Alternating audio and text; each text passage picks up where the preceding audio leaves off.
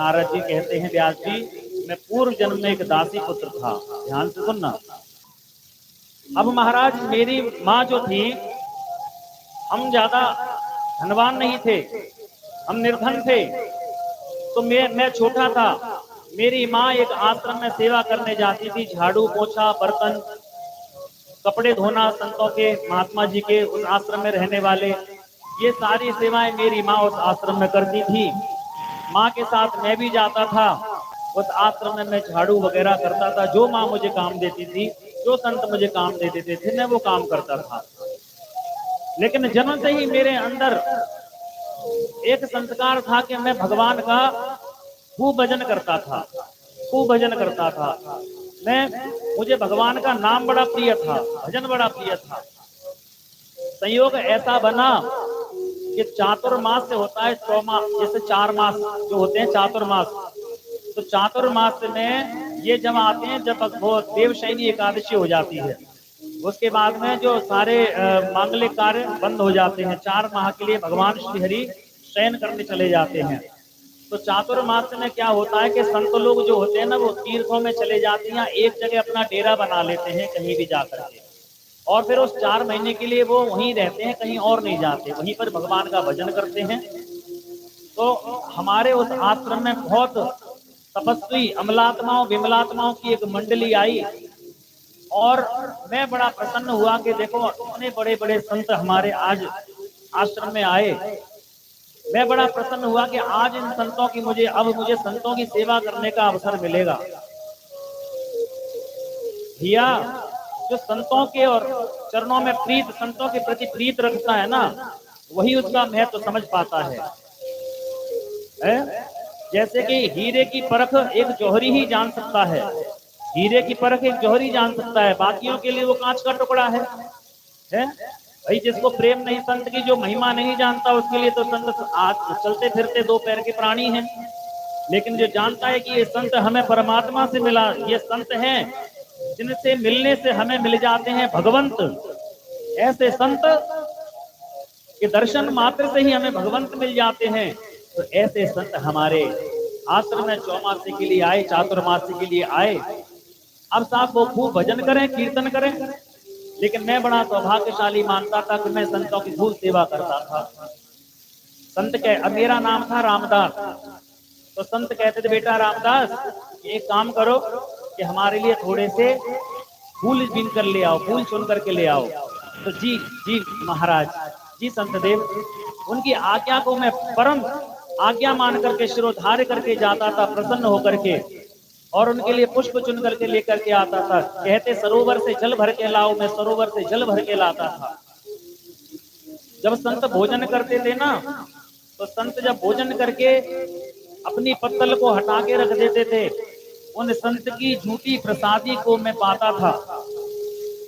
संत की प्रसादी उच्छिष्ट कहलाती है, और उस उच्छिष्ट को पाता था, उससे हमारा मन पवित्र बनता है, हमारे विचार पवित्र बनते हैं। तो मैं उस प्रसादी को पाता था। तो भैया, धीरे धीरे करके ये 4 महीने कैसे बीत गए हमें पता ही नहीं लगा। सेवा करते करते ऐसे आनंद में बीते। सुबह उनकी सेवा करता था, जब वो भजन करते थे उनके साथ भजन में बैठ जाता था, कीर्तन करता था। मेरी सेवा से बड़े प्रसन्न हुए संत देव।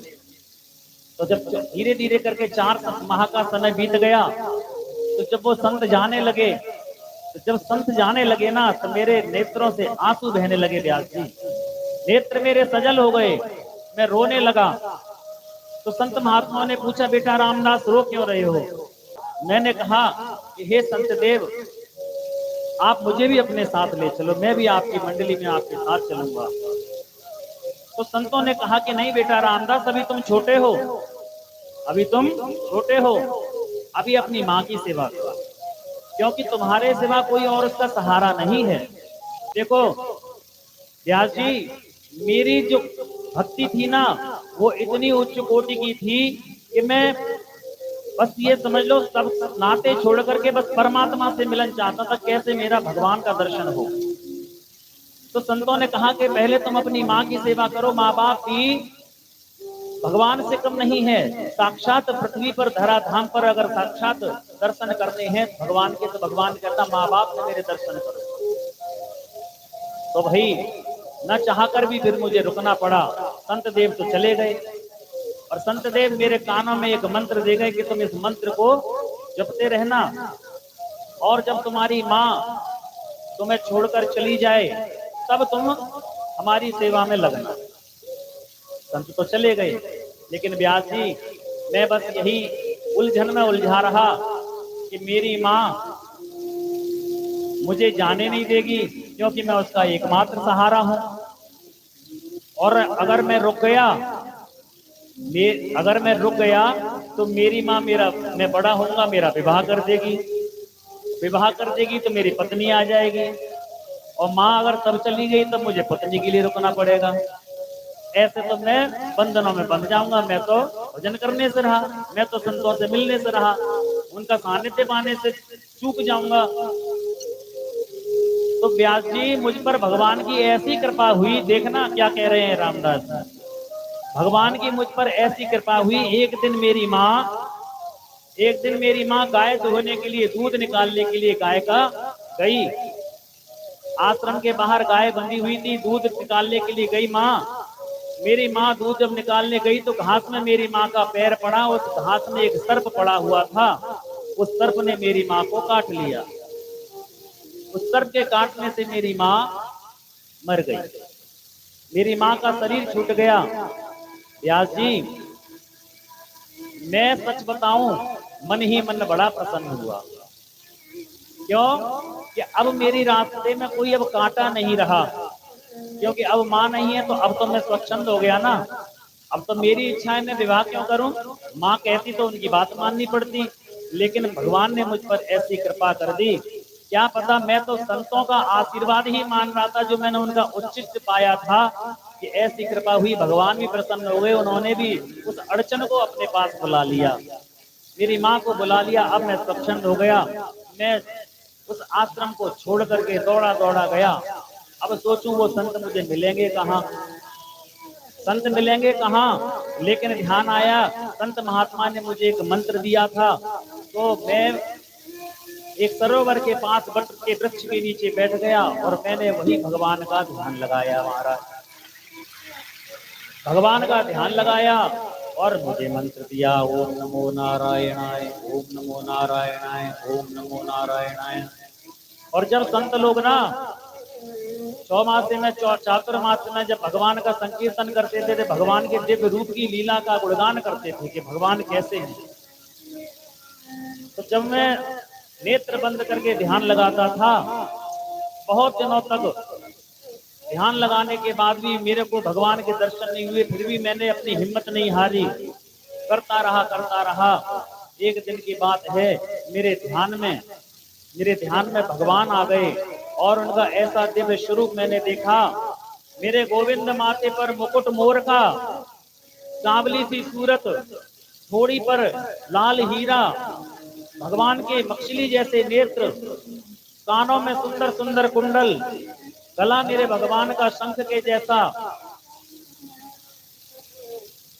और भगवान के वक्ष स्थल पर कौस्तुभ मणि, वैजयंती माला, करधनी कमर में ऐसा सुंदर स्वरूप मेरे गोविंद का मुझे दर्शन होने लगा। मैं बड़ा प्रसन्न हुआ तो सामने से आवाज आई, बेटा रामदास आंखें खोलो। कानों में ये तो गई बात, लेकिन व्यासी मैंने अपनी आंखें नहीं खोली। क्यों? क्योंकि इतने वर्ष मुझे बीत गए इस छवि को दर्शन करने के लिए। आज बड़ी मुश्किल से तो ये छवि मेरे मस्तिष्क पटल में, अंतःकरण में उत्पन्न हुई है। मैं इस छवि को अपने से दूर नहीं होने देना चाहता, मैं अपनी इस छवि को अपने से दूर नहीं होने देना चाहता। भगवान ने ऐसा लगा मुझे किसी ने स्पर्श किया है, और जैसे ही स्पर्श किया मेरी ध्यान जो है वो टूटा। देखा तो सामने कोई नहीं है। फिर मैंने दोबारा से ध्यान लगाने का प्रयास किया, भगवान अंतर ध्यान हो गए। दोबारा से ध्यान लगाने का प्रयास किया, लेकिन मेरे ध्यान में परमात्मा आते ही नहीं है। आकाशवाणी हुई, बेटा रामदास कि तू अभी और तपस्या कर।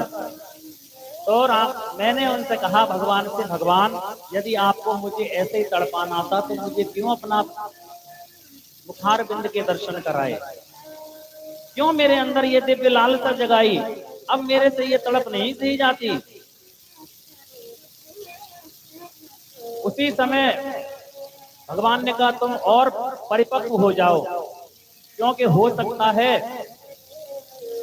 है तुम्हारे मन में ये आ जाए कि व्यक्ति सुंदर तो बहुत है, ये व्यक्ति सुंदर तो बहुत है, क्या ये सरल भी है?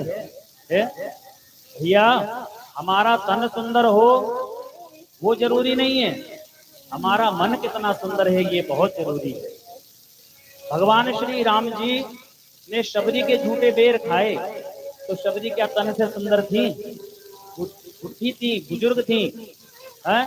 भगवान भी तो कहते हैं निर्मल मन जन तो मोहि पावा, निर्मल मन जन तो मोहि पावा, निर्मल मन जन तो मोहि पावा, निर्मल मन जन सो मोहि पावा, निर्मल मन जन सो मोहि पावा, निर्मल मन जन सो मोहि पावा, मोहि कपट छल क्षेत्र न भावा, मोहि कपट छल क्षेत्र न भावा।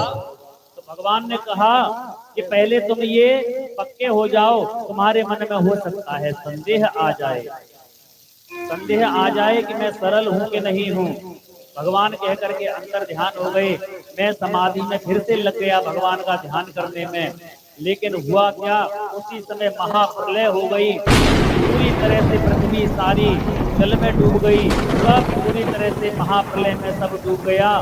उसी में मेरा भी शरीर चला गया, मेरा भी शरीर शांत हो गया। अगले जन्म में मैं, भगवान ने मुझ पर मेरे भजन की इतनी कृपा करी, अगले जन्म में मैं ब्रह्मा का पुत्र बना करके उन्होंने मुझे भेजा। अगले जन्म में ब्रह्मा जी का पुत्र बन करके आया। ये किस लिए, क्या ऐसी कृपा हुई?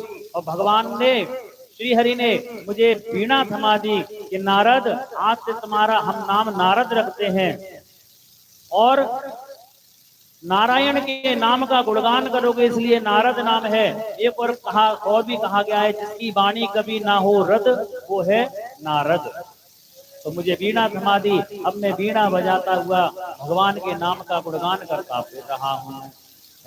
नारायण नारायण श्रीमन नारायण नारायण नारायण श्रीमन नारायण, लाली सेवा करते नारायण श्रीमन नारायण नारायण नारायण श्रीमन नारायण नारायण नारायण, ओ श्रीमन नारायण श्रीमन नारायण श्रीमन नारायण श्रीमन नारायण श्रीमन नारायण श्रीमन नारायण श्रीमन नारायण श्रीमन नारायण श्रीमन नारायण नारायण नारायण श्रीमन नारायण नारायण।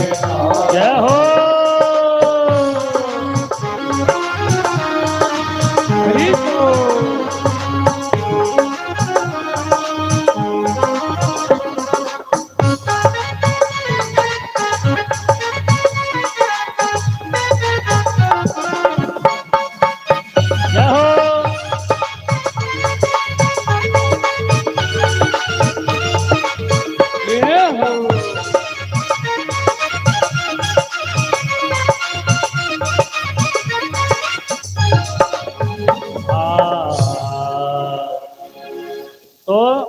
व्यास जी को जैसे ही भगवान नारद जी ने अपनी सारी पूर्व जन्म की कथा सुनाई, व्यास जी को ज्ञान हो गया और नारद जी तो कहकर चले गए।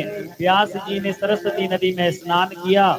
स्नान करने के बाद में भगवान श्री हरि का ध्यान लगाया और ध्यान लगाते पूरे के पूरे 18,000 श्लोक व्यास जी के अंतःकरण में मस्तिष्क पटल में उतर आए।